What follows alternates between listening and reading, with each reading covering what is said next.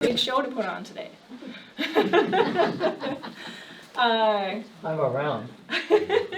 I know that Bruce is a former professor from the U of I and that he had a lot to do with this story, but I'm here to learn about it because I only moved here in 2007, so I don't know. I'm going to be taking notes myself. Good. Thank you. You bet. You know, I often wanted to have, when I was teaching a class, at least have one of my children drop in, right? Never happened. And sometimes when I would sit at that dining room table in the evening, one of the younger kid, Brian Hannon, maybe some of you know him, but he was only about 4 or 5. I must have been pontificating because he took his his knife, and he turned the handle up and he holds it up like a microphone. That was the end of that. So I never even got to do it at home. However, I am just out of my mind with the fact that my oldest great-granddaughter is in the back row. Violet Peterson. Thank you, Violet, for coming. So, you all remember the story, right? Should I put my hair up like this so I can't? Yeah. I'm talking as loud as I can. You all remember the story. The Corps of Engineers wants to build this dam on the Sangamon, and they started in 1934 with one. In fact, several on the Sangamon, and they were shot down by the congressman then in the district here. But they never give up, and they came back with the authorization for the dam they call the Oakley Dam, over by the town of Oakley on this side of Decatur. Been in the upper reaches of the lake. It would be, I wanted to draw a picture of the layout of the river. If you think of slicing down the middle of the channel and then laying it out on a line. So it would be something like this from the upper reaches to Decatur. Only a foot per mile, but I make it slope extra. So Monticello is over here. Decatur is way over here.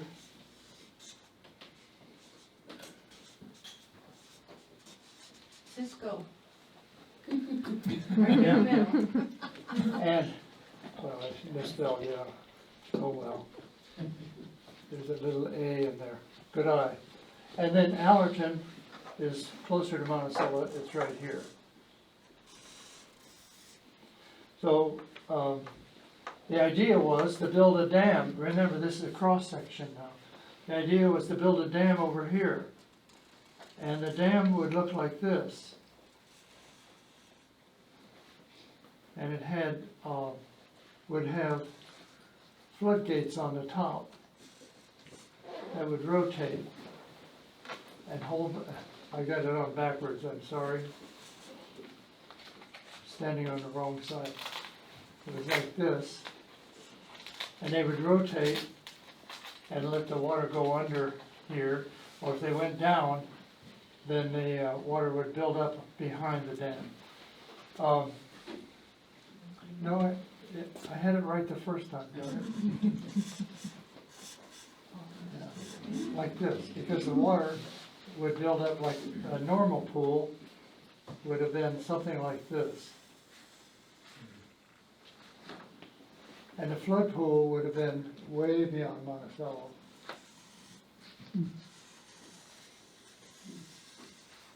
Whoops, up here. Boy, I'm drawing it from the side and I shouldn't. Anyway, the flood pool is up here and goes miles beyond Monticello. And it covered a lot of Allerton. So the way I got started was a grad student in engineering, just a few years from my PhD. going to be an engineer, wasn't quite looking forward to it, but nevertheless. And we had 4 children, Pat and I, and we would go to family camp, which is at the end of 4-H camp out there by Allerton. And I'm sitting in the cabin, don't ask me why, the kids are off playing, that was the whole idea. About 95 people, something like that at this camp. Very nice thing to do, but something I could afford as a grad student. Anyway, Pat comes to the screen on the cabin and says, come on, we'll go for a hike over at the park. I'm finishing a violin. Don't ask me why I'm doing that, but there was something that motivated me to do it, refinishing it. And she says, okay, if you're not going, I'm going. They're giving a tour. This is August of 1967. About 2 hours later, she's back at the same screen. I'm still fiddling around. And she says, you know what they're going to do to Allerton? They're going to flood it. I said, who is going to flood it? And she said, the Corps of Engineers. I said, they're not that stupid. And she said, oh yes they are. And turned into a woman I hardly recognized. She was, had a petition, had a bonfire, got everybody signed up that was attending the thing. And then we're on the way home, and she says, now it's yours. I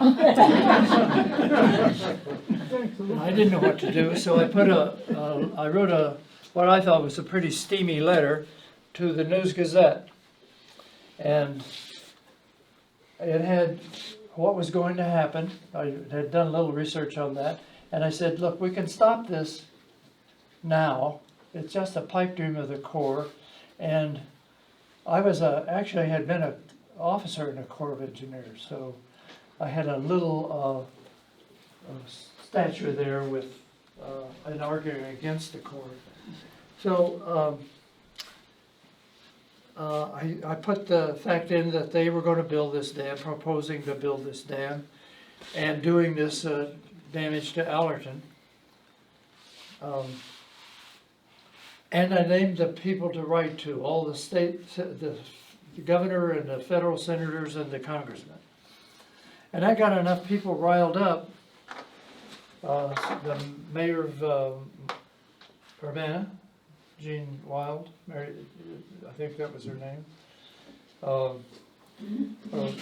a member of the council maybe over at Urbana, Jean Marie Wild.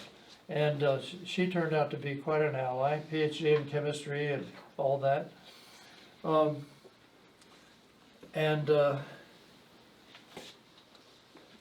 She showed up, and then most importantly, a graduate student named Kurt Vail showed up, doing exactly the same thing I was doing, and a PhD in engineering, but he was ahead of me in time. And aeronautical engineering, I was in something else. So he said, you sound like you're pretty mad, pretty angry. I said, you bet. And he said, what are you going to do about it? They said, I don't know. I'll figure out something. And I hadn't got the slightest idea of what was going to, this was going to entail. He said, let's take a petition. So we took a petition, got 20,000 signatures over a period of time.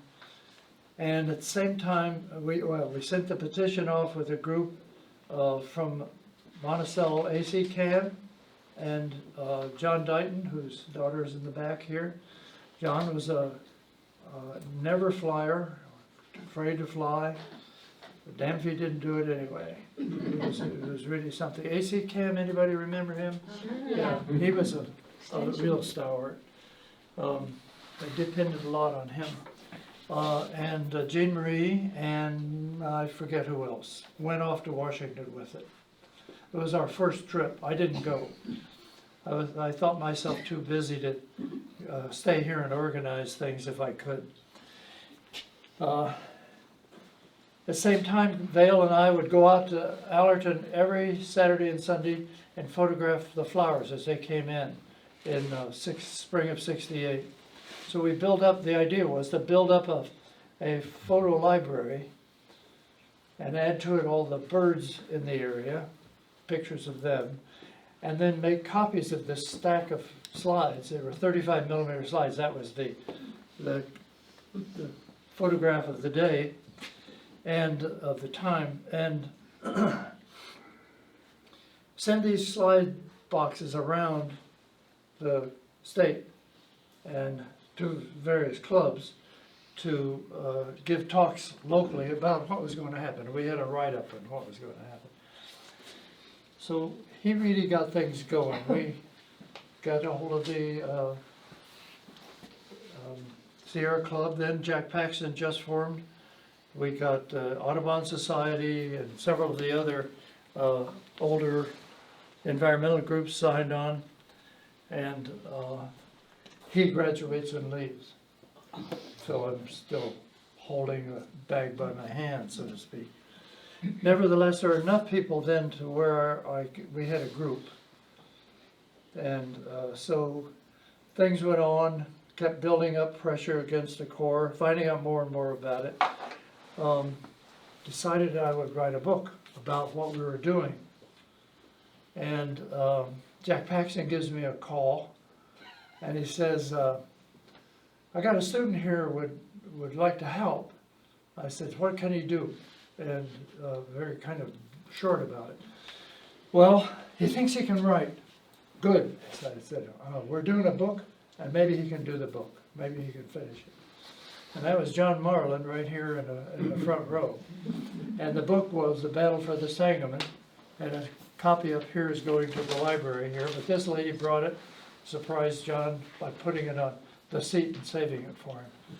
And we put that together in several editions, but it detailed how we got professors from around the university to give their time and expertise into various aspects of the core reservoir. But then we expanded it. We got artists writing about the beauty of Allerton. We got had a poet write about the whole affair.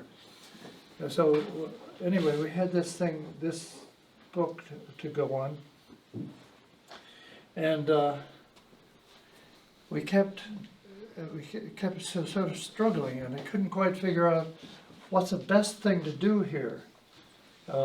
We've got politicians, we've got the Corps, we got Decatur, which wants to do it, and I imagine there's a lot of people over there who figure they're going to make a lot of money off of this thing. So I dreamed up this idea of it's now called the Iron Triangle. I got an offer from political science to come and be a professor in political science, believe it or not, out of the blue. I had no idea. They'd never seen anything like this before. And I needed it because we were trying to figure out who the actors are and how to break the connections between them. So this would be let's say, the political side.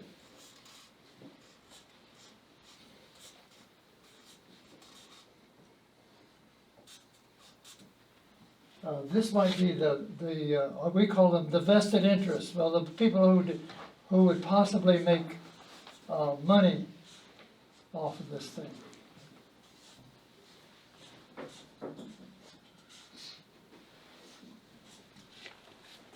And then there were the bureaucrats.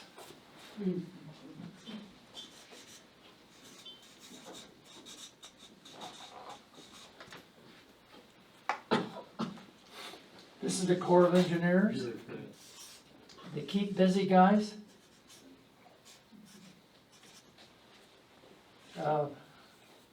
Lou D'Alba, one of the key organizing attributes. I'm missing an L. Is to figure out who's involved and then make it personal on each one of these. Here we had Decatur, but we could be a little more specific, and we could say, it's the Chamber of Commerce, it's the real estate people, and so on. What was the force here behind the people in Decatur we thought would be making money off of this thing? It turns out that it was William Barnes III. Does that name mean anything to anybody? Oh, yeah. He owned 2 banks in Decatur. Well, certainly the banks would have done all right.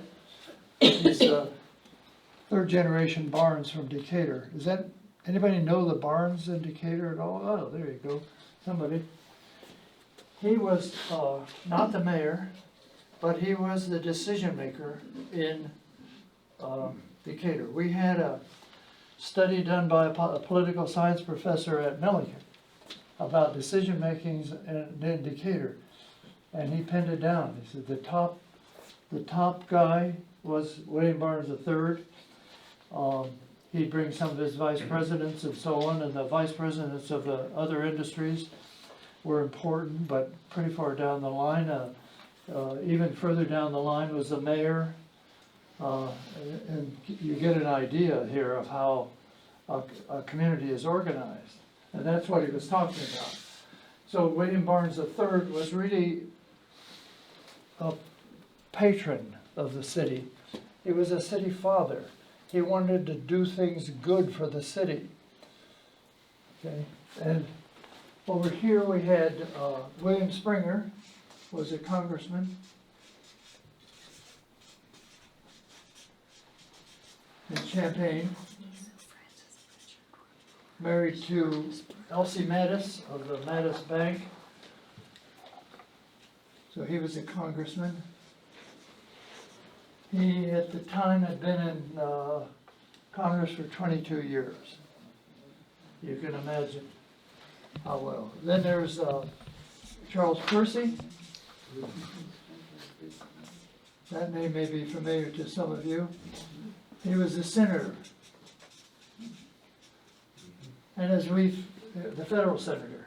So these were our main politicians behind it. The governor okayed it, but it was really not, it was a federal project, the United States government project.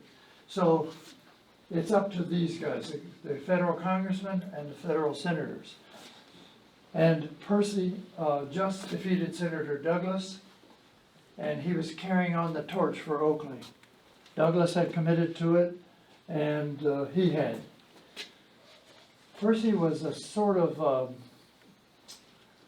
almost like a daydreamer. He never seemed to be focused, even though he'd been a great executive and took Bell and Howell from the doldrums into very great heights. He became a senator. He was sort of mystified, I think, by politics. And I'm not sure how interested he was. We had another senator, if you recall, Fitzgerald was like that too. Very wealthy, and then decides he'll go into politics and is lost. Example of that, Kurt Vale and his wife at the going back to the beginning, more or less, wrote 2 letters to the governor, to Senator Percy, saying this basically the same thing in their own words. And they get back 2 separate letters. One of them interpreted her letter as being against the dam, and so he was kind of against the dam in one letter, and the letter was just the opposite, coming from Percy. It was in favor of the dam. Now, it was against the dam. And anyway, 2 letters to a wife and husband and wife with 2 different tones to it. Well, of course, that made the News Gazette. William Springer was distracted by anything like this. He'd been in so long, he was so embedded in Washington that he appeared in election years at the Champaign Country Club but otherwise he didn't show up.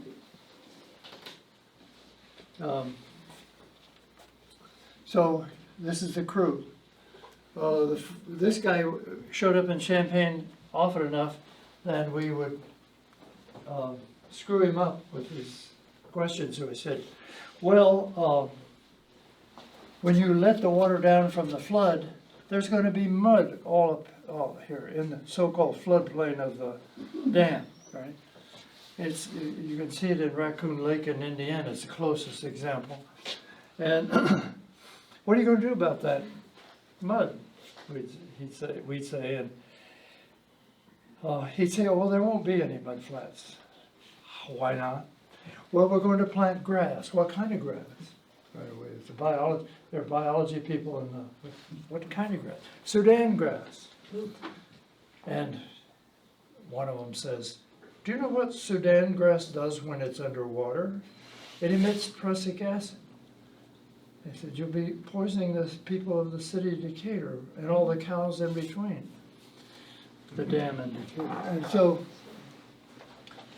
he was finally asked by Springer not to show up in Champaign anymore. Just stop. And yet he was the key guy behind it. He was out there and with his pith helmet looking it over. Probably not in the 30s, but not long after that. And they had figured out that there was a dam site over there and probably some more on further up. And the federal projects always have a floodgate on them, and they save the formerly flooded lands downstream. And the idea was that all this land from Decatur to Springfield practically was going to be saved from flooding by this dam, by the storage of floodwaters in the dam. But they would always draw it down in, say, this time of year to make room, more room for the floods, right? And that was when the mudflats were showing up. So we kind of laughed this guy out of town. We had a woman write a letter to the paper. What was the great? I kind of can't remember now the story. Where is William Springer? It was based on a childhood poem. Where is William Springer? Where does he show up when he does show up? Where does he go? And so on. It was a nice, very nice letter, very clever English professor put it together. So we started getting under his skin, and every 2 years he had to run for a re-election, and we'd run somebody against him, just to create the publicity that here's what he's doing. Right? He wants to build this dam. He's the cause, the reason that this dam is to be built. By the way, to give you some idea of the cost here, when it went off, when it finally got stopped, it was guessed that it would be around 140 million. So we're not talking peanuts. We got probably behind some of the people in Decatur and in the state, some fairly heavy contractors who were salivating over this dam, this proposal. But anyway, the Iron Triangle. We worked him over every 2 years. We kept after him all the time, but in a more pleasant way, trying to actually get his attention, because it didn't seem like he was totally one way or the other. We would write letters to the Decatur papers saying, well, the whole project is really by your city father, being proposed and supported by your city father. But look what it is. It'll have all these mud flats. Its normal pool here will average about 13 feet deep. It's basically a silt storage for the lake at Decatur. And it's supposed to be a water supply, and it's also supposed to contain water to dilute the sewage at the outlet of the sewage treatment plant, which is further downstream slightly from the city. So as time rolled on, and we would try all sorts of other things, we even got around to, the city of Decatur needed water. That was always what they were talking about, because Decatur Lake was filling in with silt, and these industries, these grain milling industries, required a lot of water. Well, 1970 rolled around and the Environmental Protection Act was passed, and they started, the EPA in Springfield started fining the city for releasing very polluted waters into the Sangamon below Decatur. They stored enough water in the summertime. They were the outflow of the sewage treatment plant was the only flow in the Sangamon from below Danville on the Sangamon. And that was mainly caused by the two industries, then Staley and ADM. And so the city said, well, we're going to have to charge to clean up this sewage. And when they did that, we were incidentally interviewing ADM and Staley people at the very highest level, and we said, how much water are you really using, so on and so forth. And they finally said, well, look, when this happened with the EPA and the sewage treatment plant charging us for releases into the sewage treatment plant, we decided we could recycle water. And we were recycling it because we needed it, we put it in our products and so on. And our demand for water out of Lake Decatur is like that. Even though they had some consultants were saying it was like this, growing at the time. So the argument was being shot down by the very facts of what's going on in the city itself. We had a Board of Trustee member, the university owns Allerton Park as a gift from Robert Allerton back in 41 or 39, something like that. And a very tightly written legal document that they were to hold the park for the recreation and education to the people of the state of Illinois in the way that he gave it to them, in the state that he gave it to them. Well, the university had really told the court, you can have it. We really don't want it. And they were losing about half of the park with this flood pool. So we sued the Corps, we sued the city, we sued the University of Illinois. Imagine a graduate student doing that. And we picked lawyers from Mattoon, out of town lawyers, because every other lawyer in town except Steve Beckett is tied into the university some way and would not really represent the case very well. Well, they didn't represent it very well either.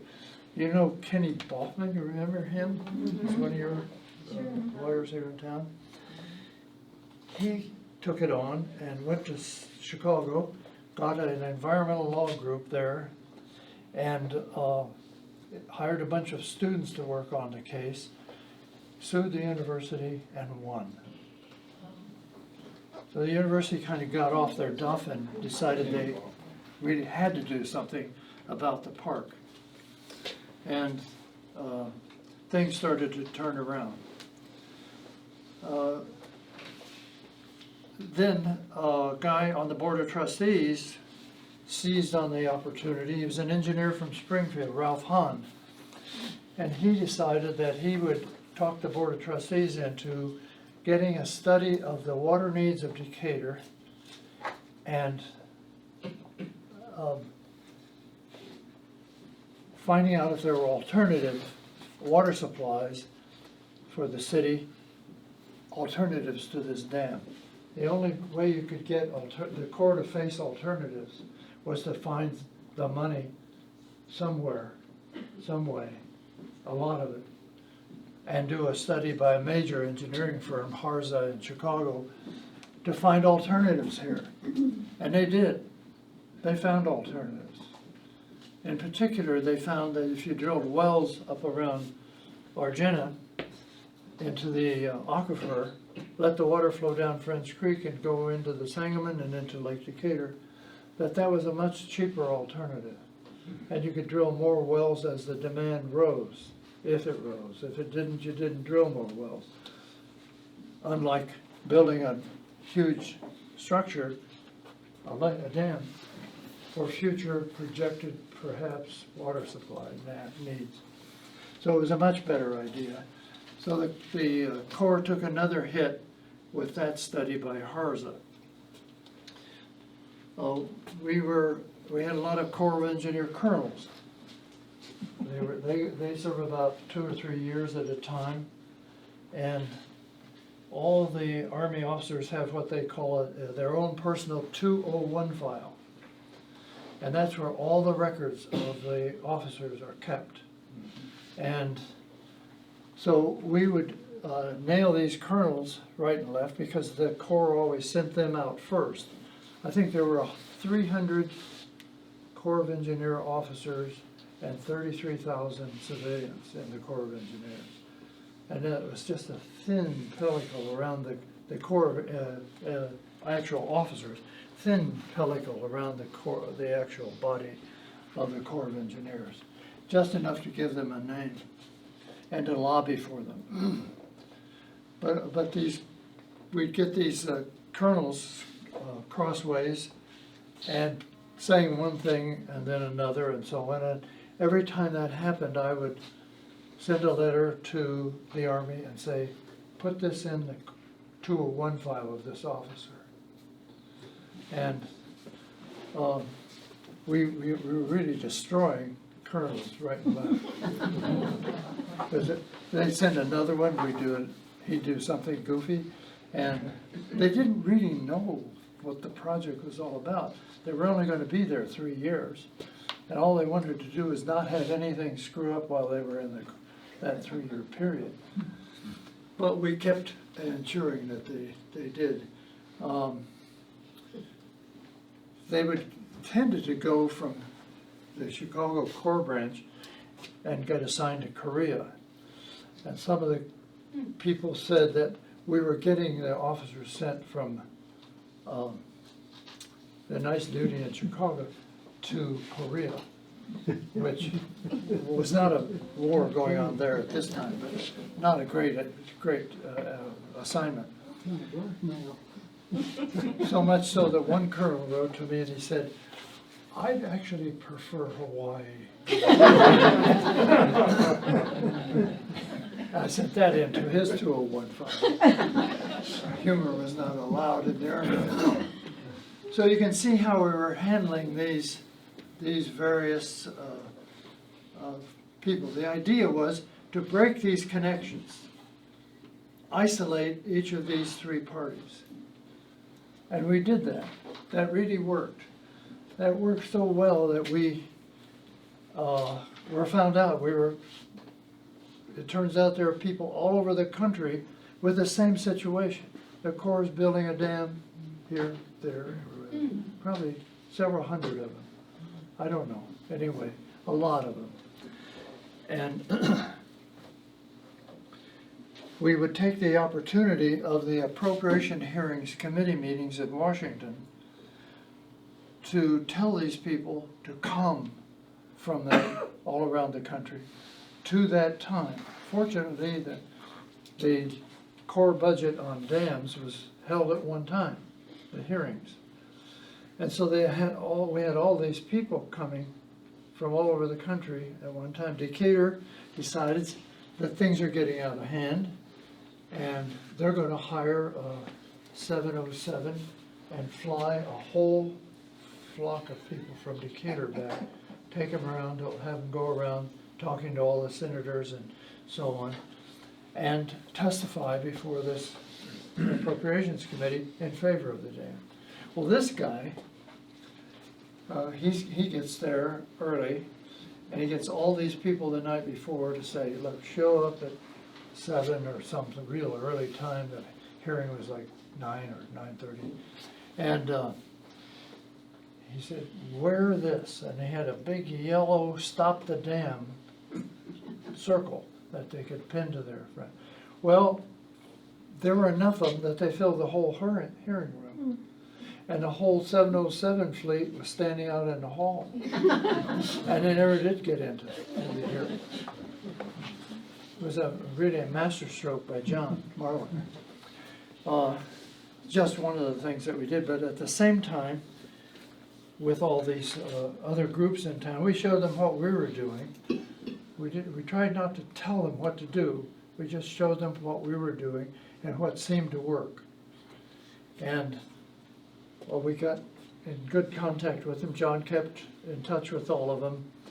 And each year at the appropriation hearing, we'd get all the group back together in Washington. And finally, we started the American Rivers organization, which still goes in Washington.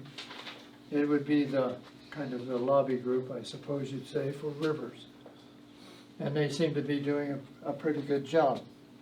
Just keeping track of what the heck is going on is one of the bigger ones. But it turns out, in the end, the Corps stopped all their dam building, thanks to this guy.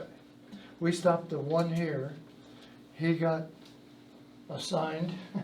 I assigned him to take on the next one, which, as the Oakley is nosediving, there was another one coming out of Charleston, Illinois, another Corps reservoir, another one still further south in Illinois, and General Marlin here gets the duty of stopping those two dams, and he does like that.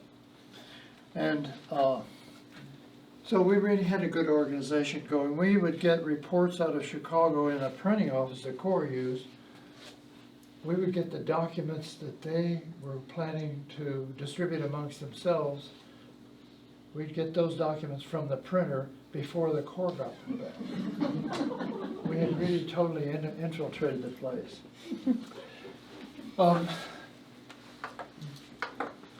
We had, in particular, a close connection with Senator Percy's staff. One young woman there seemed very competent. She seemed to know how to handle the senator.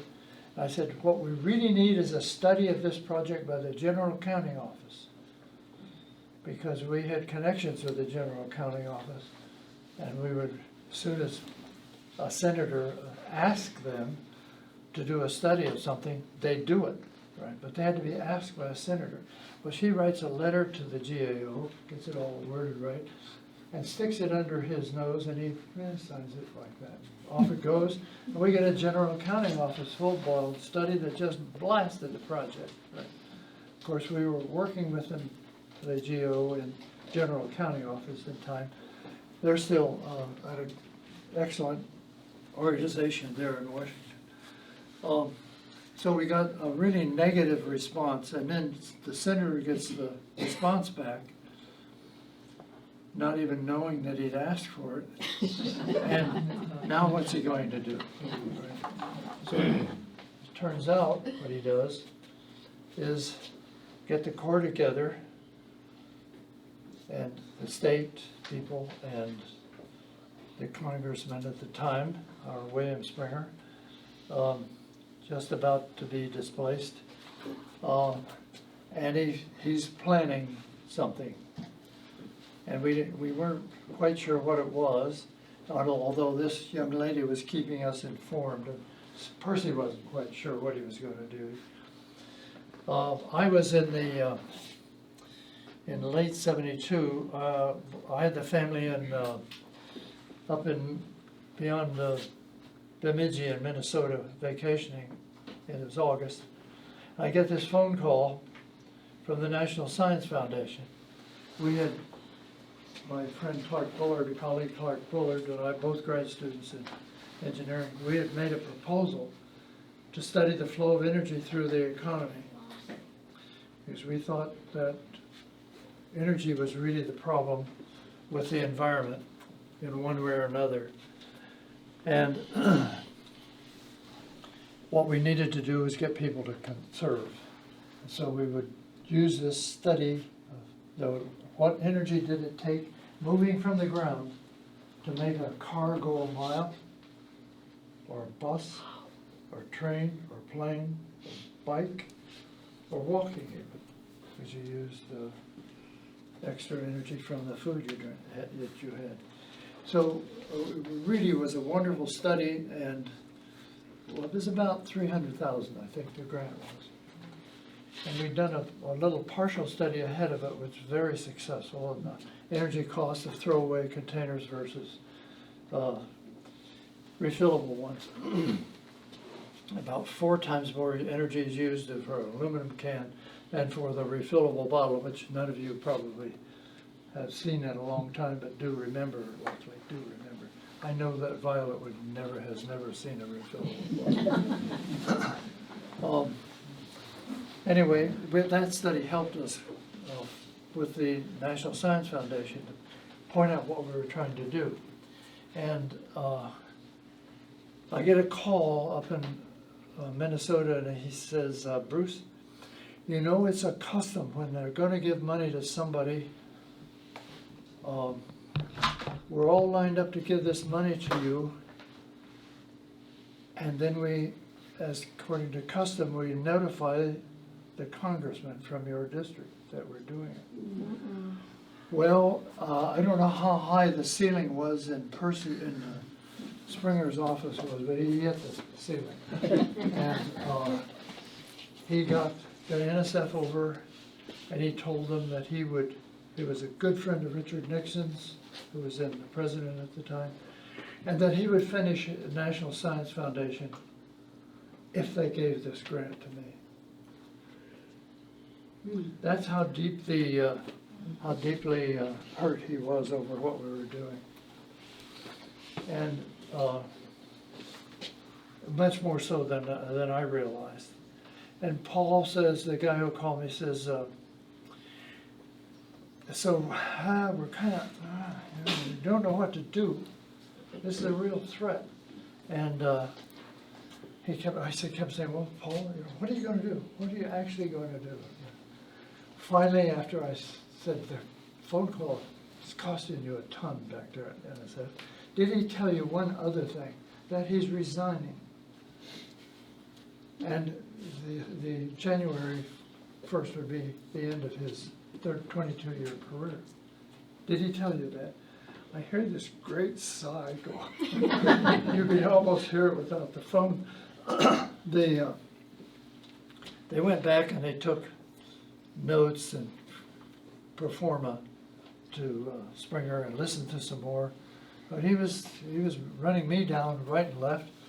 My family, my uncles and so on, all local Champaign and Ivesdale people that he somehow knew.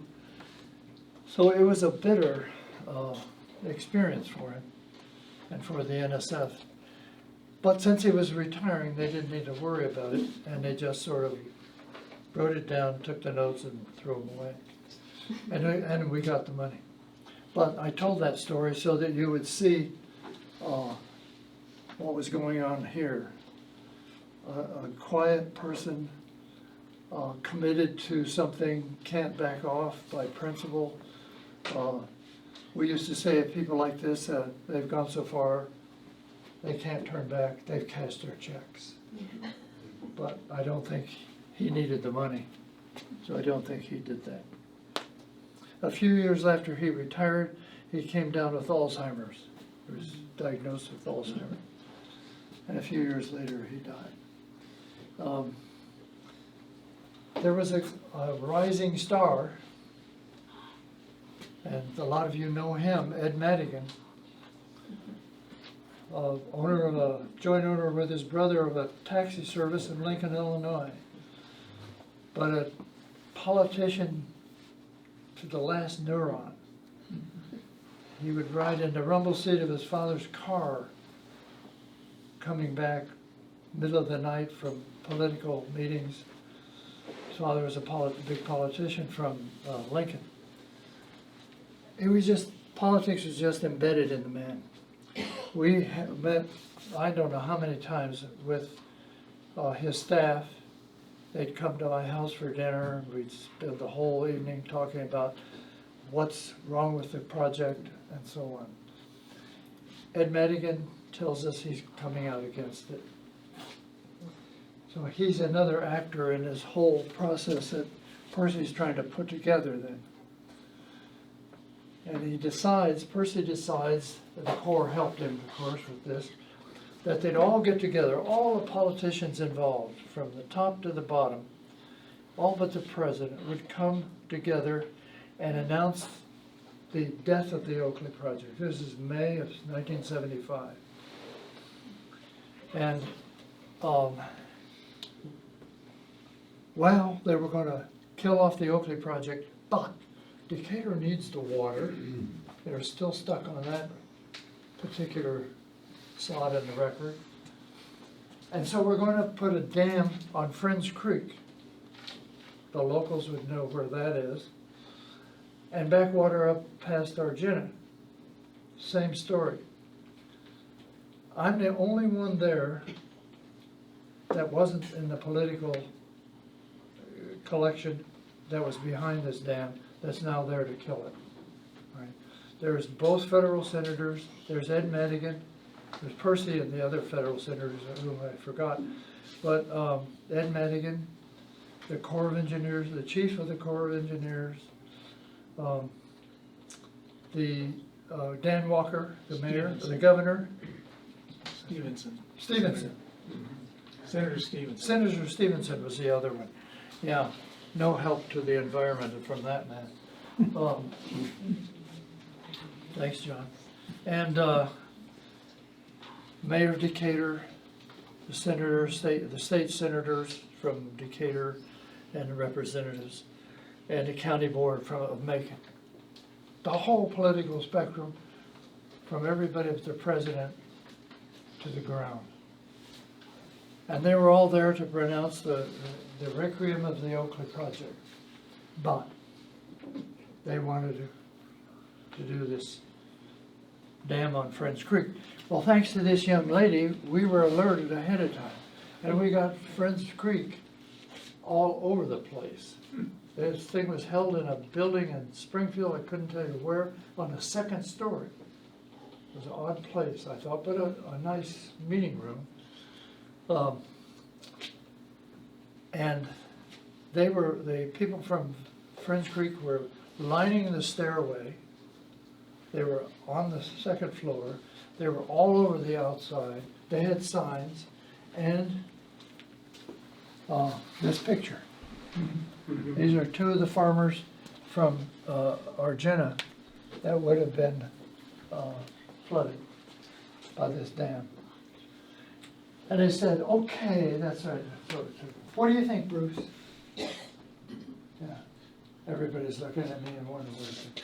I said, I think that Lake Decatur is full of silt, and the original part of the project, the Oakley project, was to soak up the silt from going into Lake Decatur. You haven't solved that problem. The dam on the tributary to the Sangamon by the Corps of Engineers is not a federal project. They can only do federal projects. So what are you talking about? I said, did you see the people? You had to step over these people to get into this room. Those are Friends Creek people, if you didn't see the sign. Oh. Oh.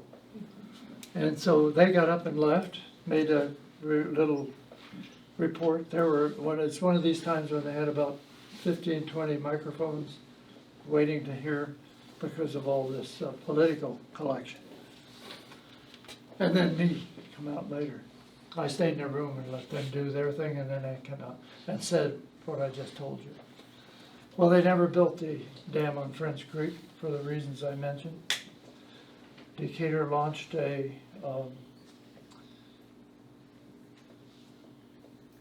huge, multi-million-dollar, $100 million program of dredging the lake and putting it in storage lagoons they built on the nearby farmland.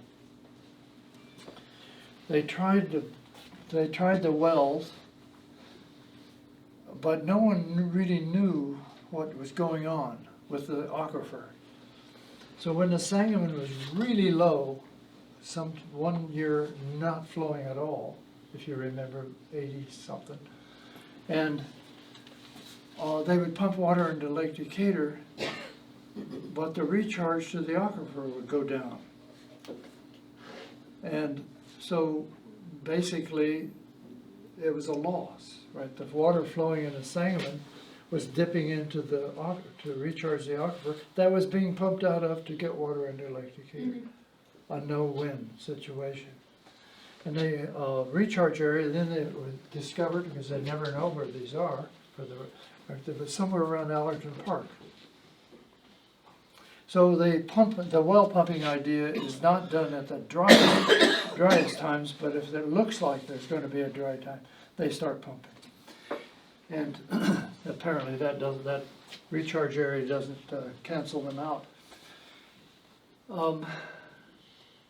Gosh, that's about all. Then the thing you have to do with the Corps of Engineer project is get it deauthorized.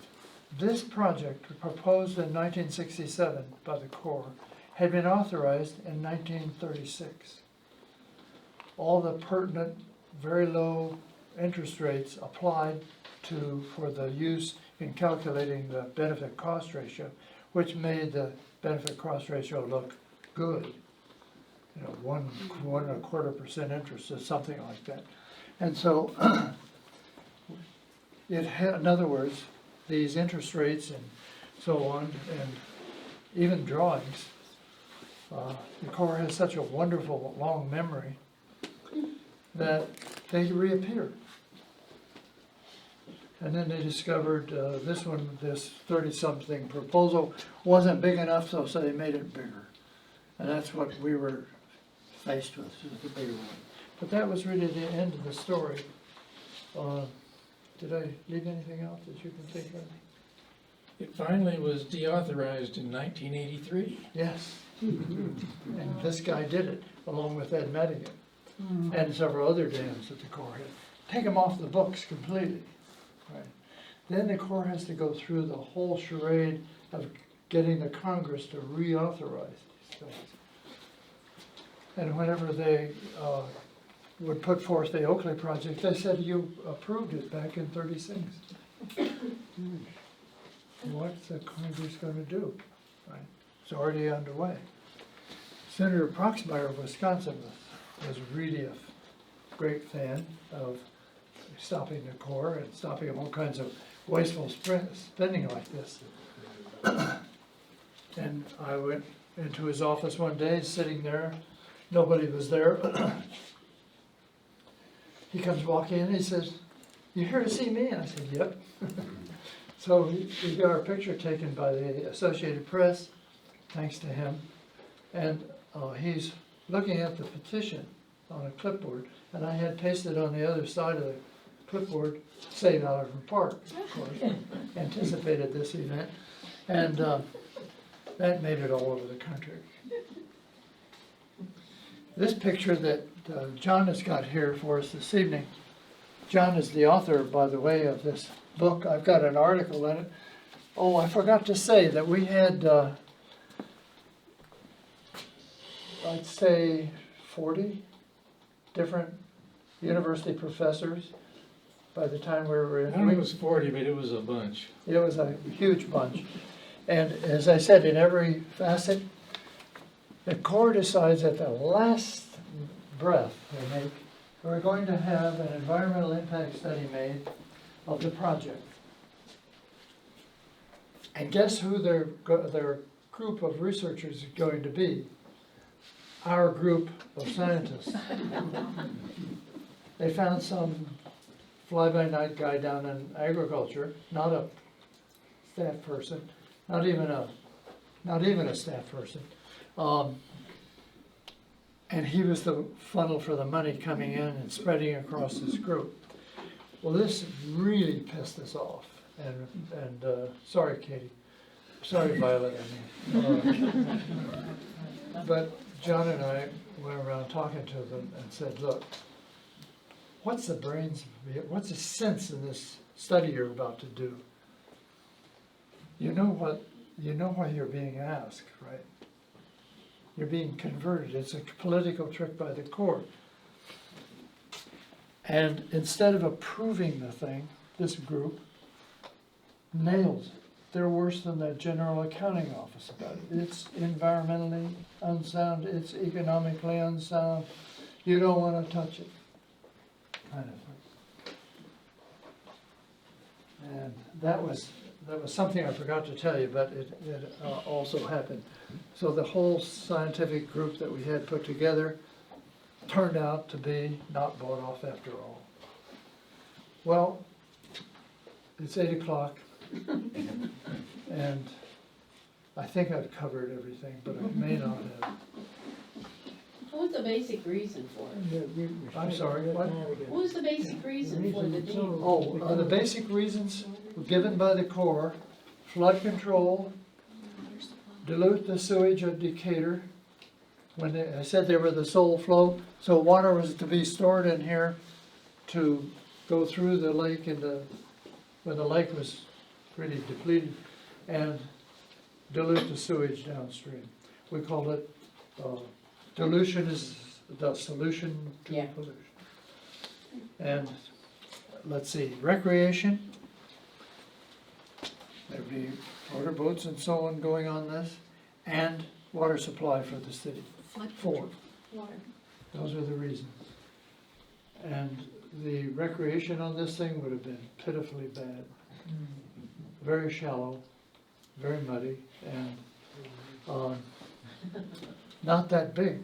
The normal pool was not that big. That would have been the recreation area. I told you about what happened to the water supply problem. The flood control turns out to be bogus. We finally found out from the state engineer, John Galoo, head of the State Water Resource Division, that builds some dams at other places in the state, or tried to. And he said that the Corps had made a terrible mistake in the calculation of the benefits of this reservoir, flood control benefits. Way overstated. You can hear approximators saying the same thing. You know, they way overstate the benefits and way understate the costs every time. We had a study from Missouri when they were building the one at Shelbyville. I was wondering about that, but we had because that was one you could go look at and see the flood area on the sides, even though there was a mistake made at Carlisle and Shelbyville reservoirs that you couldn't really use the flood control feature. These gates were useless up here. The farmer downstream said, well, you wouldn't know what to look at me, but I'm 300 years old. The Corps said my ground would only be flooded once every 100 years, and it's been flooded 3 times. And what would happen is it used to naturally would flood, say, this deep for a couple of weeks and then dry out, and they could farm it. When they controlled the floods and let the water go slower, got to let it go, we can't hold it forever, and the downstream area at Carlisle and Shelbyville was flooding about 1 foot for 6 weeks.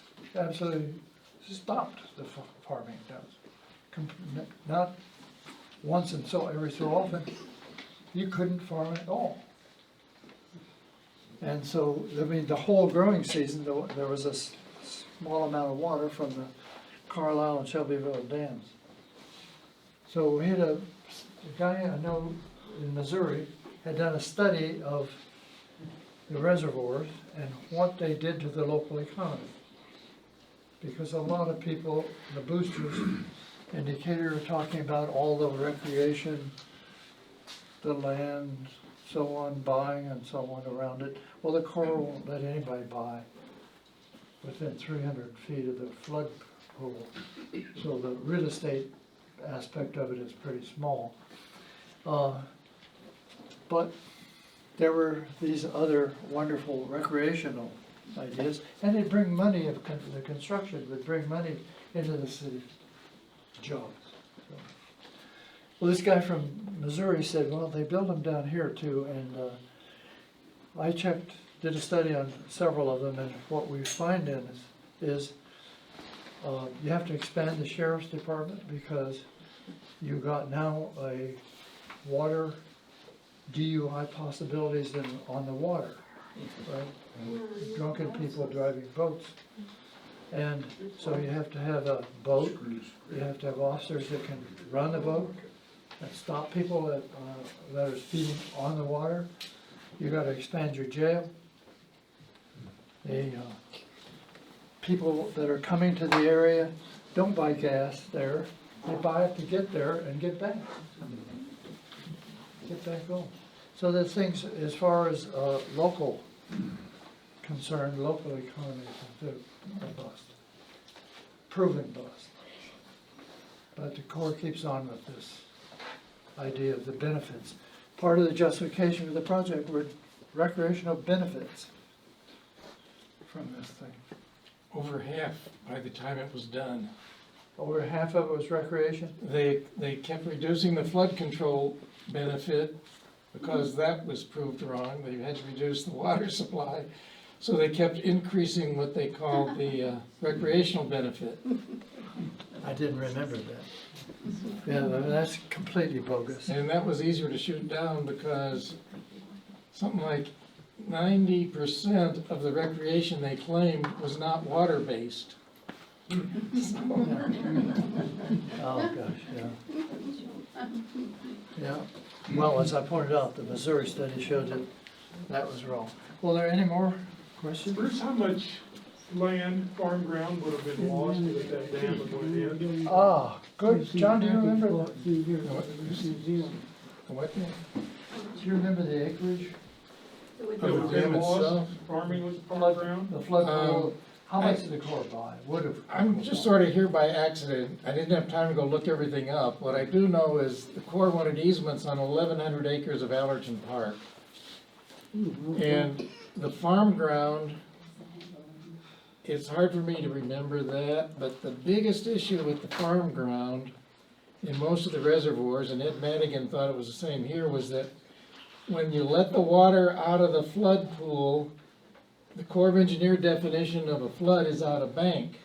So they would release enough water to keep it bank full, which meant the tributaries coming in hit solid water flowing downhill, which was what we call a hydraulic dam, and it would back the water up, and if you had drain tile, it would back it up in the drain tiles for miles. That's helped us stop the dams over by Charleston.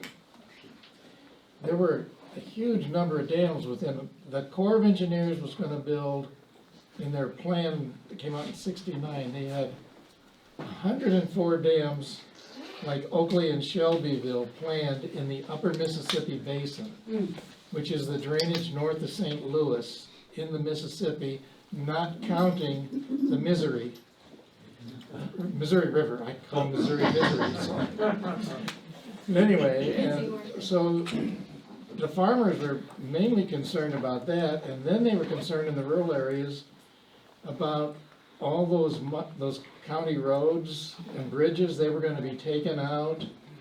I've got pictures from around the country. I used to dress up like I made my own uniform. I dressed up like a general and did a slideshow on all the Corps' worst projects as a comedy routine. I got slides of all over the country of Corps of Engineer problems. But, He was great at that. And also, he was very well known then and now for getting in lots of volunteers on these environmental projects, including way back in the early days of the Oakley Dam project. a sweet young blonde lady girl from, some town up north of here, Streeter. And, she turns out to be his wife and the mayor of Urbana. John Marlin. We met where Allerton Road meets the levee road that goes into Allerton Park to the new bridge. We met there on a picket line, and when my kids were little, they didn't know all the English words, and somebody said, "Where'd your parents meet?" And they said, "On a pickup line." Which it was. Well, you all know now that the university's turned around on Allerton and is making just a wonderful show of the park. More open to people, more activities. It's thanks to Derek Peterson here, who's a grandson-in-law, I love to say, and his skill and organization, and Mike Westjohn here, who is a big donor getting to the park, and to Violet too, because you couldn't miss that. Yes, sir. This is a silly question. No, it isn't. What's the difference between Sangamon Creek and Sangamon River? Just there's no Sangamon Creek. Look on your GPS map. Yeah, they made a mistake. I think they were from Russia or China. Oh, yeah. They translate these things strangely sometimes. So it Same is, question. they call it the river though. I had the same question when I saw that. I couldn't Yeah. believe it. The early surveyors called it the Sangamo. It's a creek they drive within. They were taking an Indian name of some kind. Absolutely. Come on, there must be more. You can't answer all questions. Yeah, John wants to give you a talk now about a little one, about the Land Conservation Foundation, which I started about 20 years ago. The Committee on Allerton Park evolved into what's now the Prairie Rivers Network, and it's much bigger than it was when I left it about 20 years ago, and started the Land Conservation Foundation. You know about the levee, that trail levee out here that we have. Do you know who surveyed that project? I think I've got that map. That would be good to let. I'm gonna bring it and give it to the historical. Yeah, why don't you? It's a great big map and it shows the floodplain and all that stuff, I think, of the river. Good deal. It would be a great asset to the Historical Yes. Society. John? Okay, I guess I got 30 seconds. When we stopped the dams, most of the dams in the country that the Corps of Engineers were going to build were stopped by about 1985. And we called our group the Coalition of American Rivers. We were a combat unit. We fought dams. When a war's over, you need to shift gears into somebody who's going to pick up the pieces and put things together again. And there was a group called the American Rivers Conservation Council that had one desk in Washington where we used to fight dams from. And they were going to start preserving rivers. And when the Coalition of American Rivers stopped functioning as that name, we had a paper called American Rivers. So I got a call from Washington, and the people running the conservation group there wanted to use our name for their newsletter, and I said sure. And the next thing I know, they're called American Rivers. They're now the biggest river protection group in the country. But Bruce founded, in the same spirit, and there's these all over the country, little land conservation foundations that are trying to protect the rivers that were going to get flooded. And the protection is often good for the farmers, because once a river corridor is protected, it means there's not going to be a huge subdivision right next to your farm acreage. But anyway, Bruce formed the Land Conservation Foundation, which most of our land is right outside of town here, next to the golf course. And you can hike the Bruce Hannon Levee Trail there, and we've got some other land further down the Sangamon. We've got some over by Oakwood. where the Salt Creek meets, So by Jordan Clinton, Creek. big piece by Clinton. Yeah, we got a piece by Clinton too, but the Jordan Creek meets the Salt Fork, we got one there. But anyway, we're trying to protect land, and our primary area of influence so far has been the Sangamon. Basically upstream of Decatur, and our initial goal is to hook Allerton with Lodge Park and then hopefully go beyond that. So anyway, if anybody's interested in doing some things to help protect some of the resources, I know many of us, we think of, when we think conservation needs, we think of elephants and whales and stuff like that. Well, we've got our own issues right here too. And if you feel like you want to do something personally to help protect things that you don't have the ability to go out and buy 100 acres somewhere and turn it into a deer and fish preserve, well, you can join the Land Conservation Foundation, and some of the money will be used right around here. There's brochures for that up here and down there. This poster, I paid in 1973, 75 American dollars, which is a lot of money if you put inflation factor on it, for rights to use this picture. I printed 500 of these, and we sold them all over the country to people fighting dams.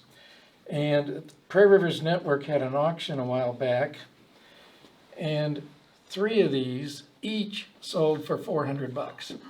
So if anybody wants a piece of local history, you can get one tonight for a mere $100 to the Land Conservation Foundation and become a member of a group that's going to do things locally to benefit the environment. Tell We're gonna about get the that. photographer. The what? The photographer. Oh, the photographer on this was John Philo. Those of you, well, all of you, I think, except for Violet and a couple of the people under 30, probably remember Kent State. The photographer who shot the picture of the girl kneeling over the body at Kent State worked he worked in Springfield for, I think it was the Illinois Press Association. I took 100 farmers to Springfield one day, and in those days you could have weapons. And Governor Walker was the governor, and these 2 guys were sitting in Governor Walker's outer office listening to one of the top Friends Creek aides. guys. The what? They're Friends Creek guys. Yeah, they're from around Friends Creek. Do you know their names? Yeah, of course. If you buy one, you also get the discount. It's Dale Williams and Carl Ross. Anyway, they don't look happy. They're listening to the governor's top aide explain to them why it's okay for their farmland to be bought by the Corps of Engineers and flooded, so that farmers downstream can get flood control and Decatur can get a cheaper water supply. And John Philo, the same photographer who did the Kent State project, took that picture. And this picture appeared, I estimate, in half the daily papers in the United States of America. And the Corps was furious. There's all kinds of stories. Did they have the pitchfork, or did you have to superimpose that? Did what? Did they have the pitchfork, or did you Oh, superimpose that? no, that's a real live pitchfork, and it's loaded. And this is another secret weapon we had. When Bruce and I started the Coalition on American Rivers, almost every state had a dam. Like there was Dickey Lincoln in Maine and Narrows in Colorado, et cetera, et cetera, et cetera. I got the idea of printing a generic. It's cheaper than the other, but anyway, Stop the Dam, it meant the Merrimack Park Dam in Missouri. It meant the Lafarge Dam in Wisconsin. It meant the Red River Dam in Kentucky. No matter where you were in the country, that bumper sticker worked. So those are just some of the things we did that irritated the Corps of Engineers. So anyway, we could go on all night. I've got my own bag of stories. Bruce changed my life. I was going to be an entomologist and study bugs all my life. And I spent the next 12 years after I graduated working on a PhD very slowly, but also running around the country fighting Army engineer dams, and we finally put them out of business by having groups all over the country adopting versions of our model.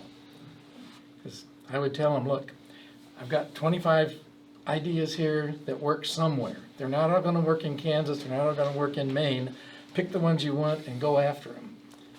And we had stationery that was shared, like there'd be the Committee on the East Fork of the Little Miami in Ohio with our letterhead and a saying at the bottom, which I can't remember anymore. It's hard for me to believe that it was 50 years ago, more than that, when I got hooked up with him. 55 years ago. 55 years. And now I've got gray hair. I still remember back when we started this, the Corps of Engineers mantra was, we're building for 2020. And 2020 is come and gone, folks. And I used to measure part of my life expectancy around the 20, I wanted to have a whole lot of stuff done by 2020 because that was the planning horizon. And, yeah, COVID. John Marlin was on the stand in a suit, favoring the people who were trying to stop the flooding of a certain project, and he referred to yesterday as something the wrong day, right? And the opposing lawyer jumps up and says, "Mr. Marlin, do you know what day it is?" And he said, I thought for a minute, and he says, "Well, this is Peoria, right?" And he says, "Oh, if it's Peoria, then this is Tuesday." He was so busy. It was just incredible. That was an unfortunate comment because I had literally been in about 4 cities in 4 days doing talks and things, and literally I said in court, on the record, I was thinking out loud, and I said, let's see, I was in Des Moines on this day.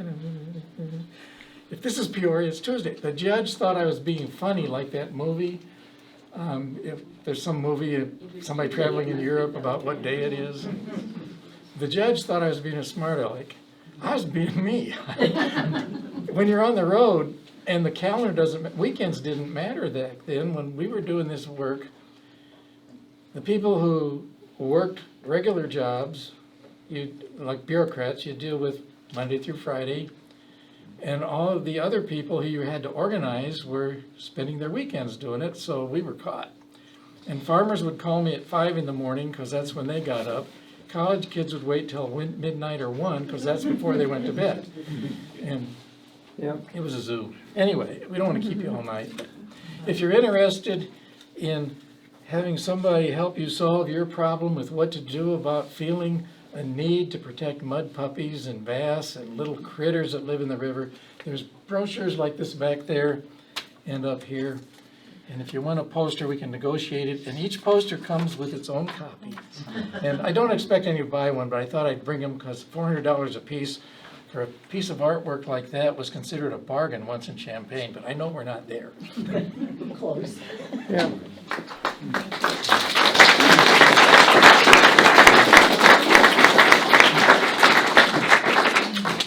You were giving this Oh, yes. for the Sangamon to the Historical Society. I've only got like 10 of these left.